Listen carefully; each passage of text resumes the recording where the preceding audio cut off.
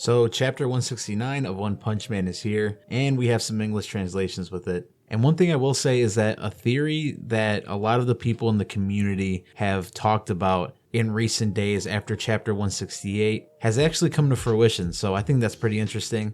But without spoiling anything, let's just get right into the chapter. So this chapter opens up showing us Garou having taken some serious damage from Saitama's punch in the chapter prior, as he points out that he didn't even sense where this punch came from and felt as if it came out of nowhere, and the punch was so strong that it would put Saitama to shame. So obviously Garou isn't aware of the fact that that punch actually came from Saitama, just a way more powerful version of himself. So while he's down, a lot of the people that were there when he originally showed up as Cosmic Fear Garou surround him and decide to take the opportunity to take him out while he's weakened. But immediately after that, we cut back to Saitama and Genos, who are pretty confused about the fact that Saitama has Genos' core, but they assume that it probably isn't the real thing. But Genos decides to connect a sub-connector to it and attempt to activate it. So as soon as he does this, basically everything that happened, even after the point that Genos was killed, gets transferred to his brain, which I think is really interesting because a lot of people in the community, including myself, theorize that this core was able to record information or record data and would allow Genos to get in on what happened and be aware of what happened. So of course Genos is super confused by this, and he kind of lays out the possibilities in his head, but he settles on the idea that it could be from a future that could have happened. And Genos points out to Saitama that this core and Saitama himself came from a point in the future that hasn't happened. And obviously Saitama was confused by this, so Genos tries to explain it to him in the most Genos way possible by listing out this huge paragraph basically talking about parallel world or multiverse theory. But the most interesting part of this whole entire giant paragraph is the part where he says, "And in fact, the events surrounding the core have made it clear that even if the worst outcome had occurred, with the death of me and all the other heroes right before your eyes, you could have transcended time and space to save us all." So it was basically saying that like Saitama saving the day is inevitable no matter what, because even in the worst possible scenario, he was able to travel back in time, obviously with the help of Garou, but he was still able to do it and save the day. But of course all of this goes quite literally in one ear and out the other for Saitama, and he kind of just ignores everything that he said. So Genos assumes that Saitama might remember all of this, but he's just letting all the other heroes take the credit like he did with Deep Sea King. And Genos takes some kind of happiness out of the fact that no one else knows that any of this happened except for Genos. And Genos tells Saitama that he showed up in the nick of time to save everybody, and that's something that a true hero does, which kind of goes back to where Saitama says that he doesn't feel like he's an actual hero because he always seems to be late. So I thought it was kind of nice that that got touched up again, and I'm assuming Genos is aware that Saitama said this, so he wanted to give him some reassurance without explicitly saying that that is why he's saying it, you know? So we then cut to Terrio, who is passed out on the ground now and isn't dead, and he's awakened by this voice saying his name over and over and says, "Stand up, Terrio." And as Terrio stands up to look at who's calling him, this like ghost version of Garou pops up with a small grin on his face and begins to crumble away. And I just think this is like amazing, guys. This is such like a beautiful ending to Garou's character arc. Although the current Garou isn't aware of everything that's happened, we got to see a timeline in which Garou sacrificed himself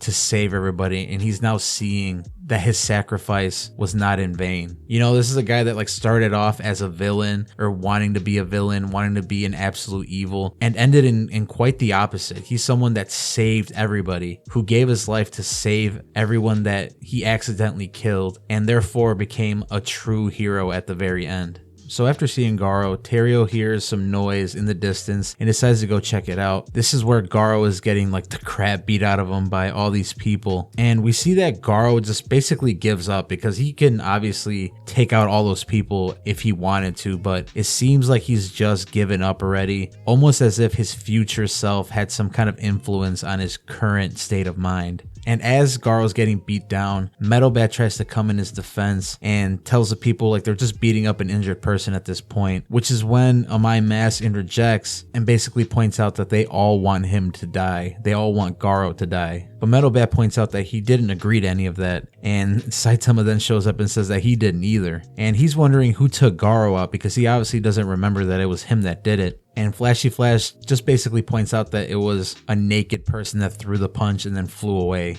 So then Zombie Man interjects and tells him to hold on because he has a question for Garou, and he essentially questions him on whether his newfound power was from some other godly being, because there's no way that a human could have obtained that much power through monstrification. So he basically asks him if it's God who gave him this power, and Zombie Man's correct, but Garou basically shrugs it off and exclaims that he doesn't know what the hell they're talking about and that it's a load of crap and everything that happened was all because of him. And immediately after that, he just demands everyone to just kill him. So it's made pretty clear that Garou basically just lost all hope in life now that his plan to be the absolute evil has completely fallen apart. And it's like the only thing he's been working towards these past like 100 chapters. So I wouldn't blame him for just giving up at that point. And of course, my mask says, yeah, sure bet. Let me take you out right now. But Terrio comes in and begs him to stop, begs him to not kill Garou because Garou actually saved him a bunch of times and is really a hero. And as he's calling him uncle, this is when King realizes that this is who Terrio's been talking about when he said, please don't bully his uncle. And as My Mask is trying to convince Terrio that they're not going to treat him as badly as he think they will, which is obviously a lie, they're going to kill him, this is when we start hearing the King engine.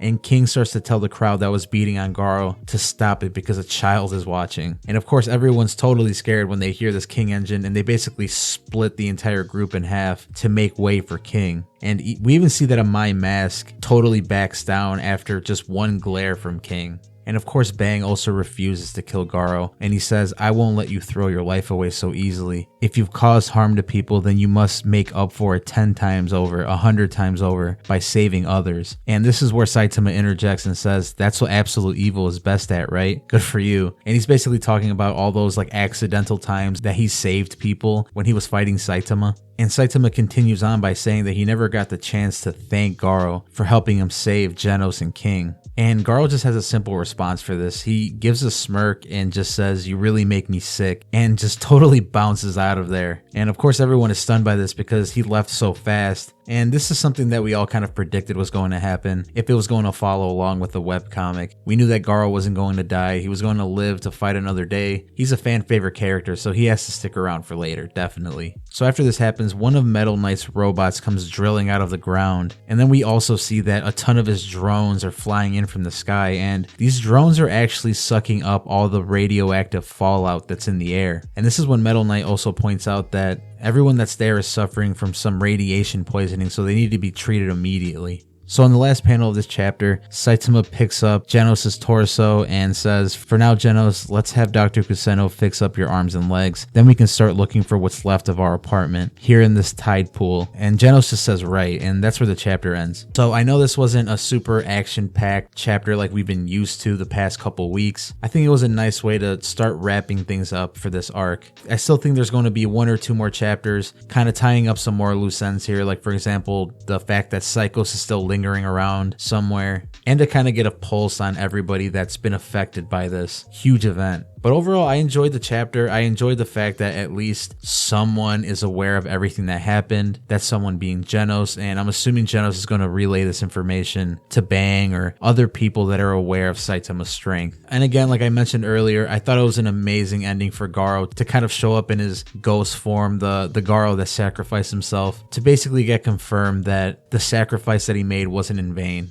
And I don't know, I thought it was a pretty nice chapter, but what do you guys think? What do you guys think about the way this chapter helped start to wrap up this arc? Are you guys a fan of how Genos was able to obtain this information and is now aware of everything that happened? What do you guys think about Ghost Garou popping up out of nowhere? Let me know in the comments. I love to hear your guys' ideas. It definitely gives me stuff to think about and gives me ideas for future videos. So please make sure to comment. And if I'm not asking for too much, make sure to subscribe and like this video if you enjoyed it. I drop One Punch Man chapter reviews almost as soon as they come out. And I also drop reviews for the English translations like I am now. So please make sure to have notifications on so you never miss out on any one of those. But until next video, guys, I'll see you later.